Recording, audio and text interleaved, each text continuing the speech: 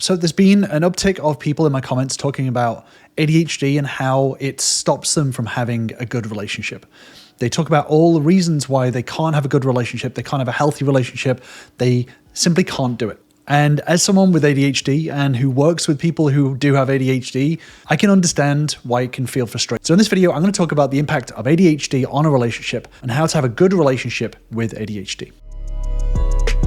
So I want to be really clear, neurodivergence, having ADHD, doesn't stop you from having a healthy relationship, but it does bring unique challenges. That is quite clear, right? Every relationship on this planet, the healthiest relationships, the worst relationships, all have challenges.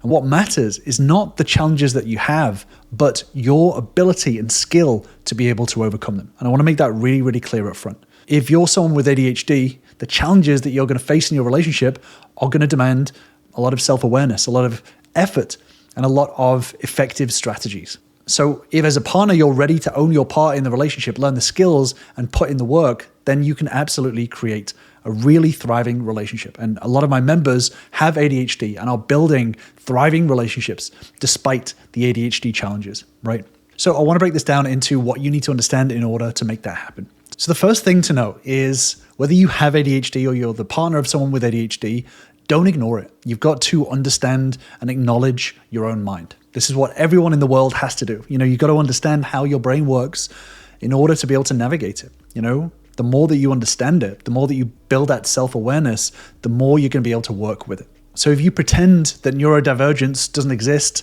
that it doesn't impact your relationship, this is going to lead to discords in your relationship, emotional and logical discords. So this isn't about labeling yourself or pointing the finger of blame. It's about recognizing how your brain works so that you can address the challenges directly.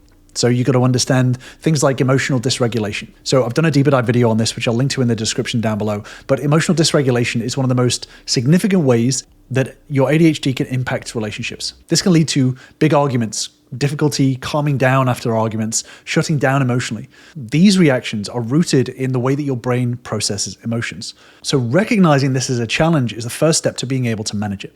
So this doesn't mean that you're always going to be this way, but learning how it impacts you is the first step into how to manage it moving forward. But it's not all doom and gloom. It's also about learning that your brain is neuroplastic. So neuroplasticity is your brain's ability to adapt and change through practice and repetition. The more that you do things with your brain, the more that you build skills, the more that your brain will adapt and change and grow, right? And this is a really powerful tool that a lot of people don't think about. They think, well, I have ADHD, so I'm just always going to be this way. But that's not the way things work. So by consistently working on things like emotional regulation and communication, you can rewire your brain to respond more effectively in relationships.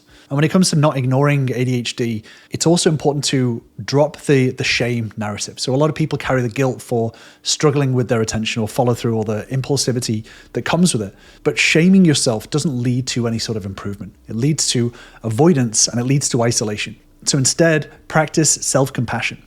Be compassionate to yourself about ADHD. But that doesn't mean that you should ignore it. That means that you need to understand that you are doing things despite having ADHD, right? Acknowledging the challenges that you have without judgment and being able to focus on what you do. And this leads on to the next point, which is don't expect the world to accommodate you. So relationships are partnerships. They're not rescue missions, right? So it's really crucial to know that no one else is responsible for navigating your challenges. That is your job. So you have to take proactive ownership. If you're struggling with forgetting important dates or tasks, making sure that you're creating systems, shared calendars, reminders, etc., to make sure that you're staying on top of these things. ADHD is not an excuse to not do the things that you've agreed to do within the relationship. If you tend to lose focus during conversations, practice active listening techniques, communication skills. It's not the outcomes that are the most important, it's the effort. If you're constantly putting in the effort, partners are more forgiving of the outcomes because they can see that you're actually trying. As soon as you stop trying or you start not doing things, that is when it becomes a problem because the outcomes are still the same, but you're not even trying to change them.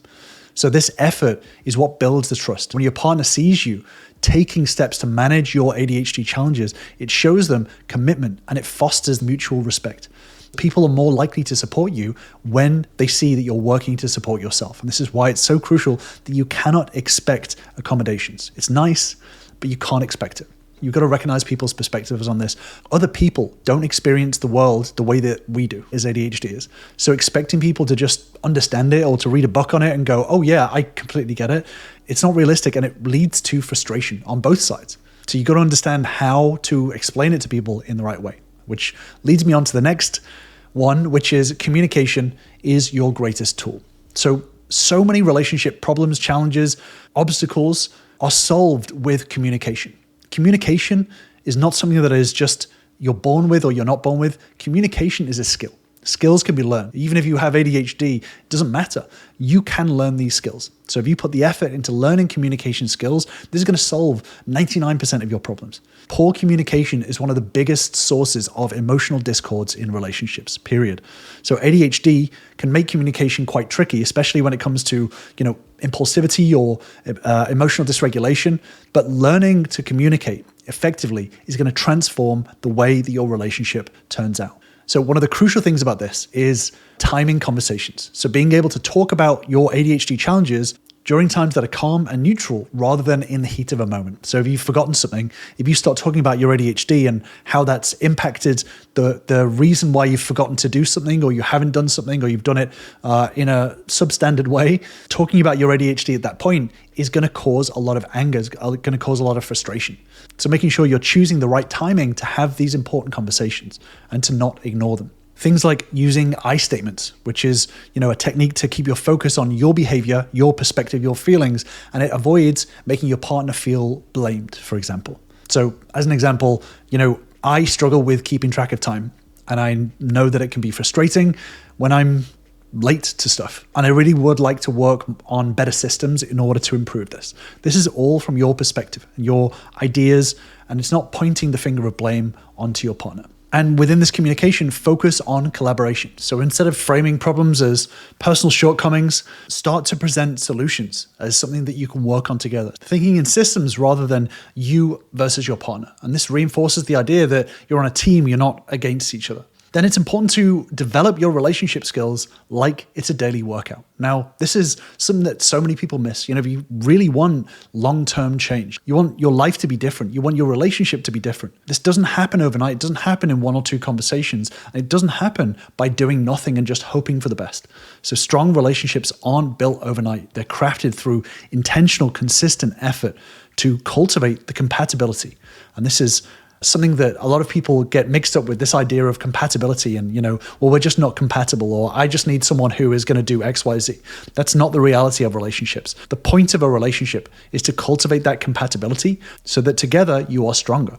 But this doesn't happen overnight, and this doesn't happen without intentional work put behind it. So start to look at these emotional regulation skills, the communication skills, mindsets, practicality. All of these things are things that you practice every day. You need to live and breathe it in order to grow and build the relationship as well as yourself. This is kind of like going to a gym, but for your brain, right? So start to get into good habits of practicing mindfulness, exercising, things like cognitive behavioral therapy. Therapy is really good for people with ADHD. All of these are skills to build. These don't just come naturally to people. A lot of members start with me in the same sort of place where they've been trying to find these things online, but they haven't found the right ways to train this, right? If you think about a personal trainer, they're there to hone in on your weak spots in order to improve them. This is exactly what I do with my members. We find the weak spots together, and then we put in the work in order to grow those skills. This is why so many of my members who do have ADHD still have such a successful relationship. They've turned it around from where it was to where it is now. So make sure that you're training yourself every day in little ways, but in the right ways. Doing this will mean that you're constantly going to be growing, you're constantly going to be evolving, and you're constantly going to be developing your relationship skills.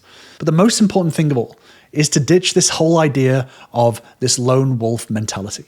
So there are a lot of people, when they struggle in a relationship, they get into this habit of deciding that relationships just aren't for me. Relationships aren't something that I can do. But when you start to believe that you're destined to be misunderstood or alone because of your ADHD, this is self-sabotage.